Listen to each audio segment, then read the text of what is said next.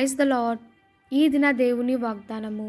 యెహోవాను బట్టి సంతోషించుము, ఆయన నీ హృదయ వాంఛలను తీర్చును.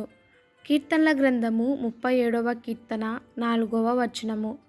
ప్రభునందు సంతోషించుటకును ఆనందించుటకును మనము పిలువబడి ఉన్నాము. ప్రభునందు ఆనందించుటయే మన బలము. ఎల్లప్పుడూ ఆనందించుడి అనేది దేవుని చిత్తము. మనము కూడా సంతోషముగా ఉండగోరుచున్నాము. అలాగైతే సంతోషమునకు విరోధముగా నుండు కార్యములను మన జీవితము నుండి తీసివేయవలను. కొన్నిసార్లు అపవాది మన సంతోషమును దొంగలించుచున్నాడు. లోక ఆశలు కొంతసేపు సంతోషమిచ్చినట్లు కనబడినను తుదుకు మనస్సాక్షి బాధించుట ద్వారా పాపపు జీవితము అనుభవించవలను. ఎంతో వేదన చెందుతాము.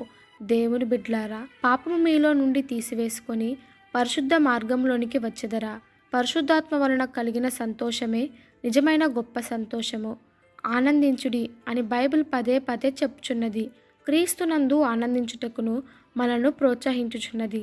పశ్చాత్తాపపడి క్రీస్తు యొద్దకు వచ్చినప్పుడు మనము సంతోషించుచున్నాము. పరలోకమును సంతోషించుచున్నది. అటువలనే మారు మనసు అక్కరలేని 99 మంది నీతిమంతుల విషయమై కలుగు సంతోషము కంటే మారు మనసు పొంది ఒక పాపి విషయమై పరలోకమందు ఎక్కువ సంతోషము కలుగును.